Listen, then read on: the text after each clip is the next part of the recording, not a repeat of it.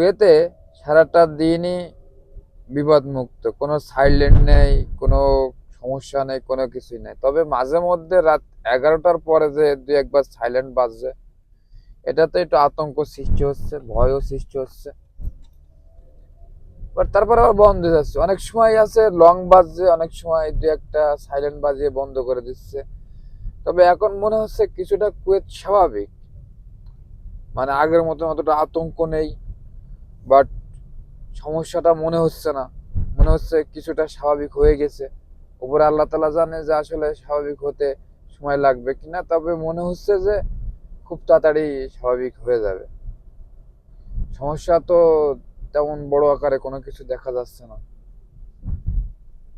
অনেকে আছে মনের ভয়ে হয়তো বা আতঙ্কে থাকছে, বাট মনে হচ্ছে যে তেমন কোনো সমস্যা নাই।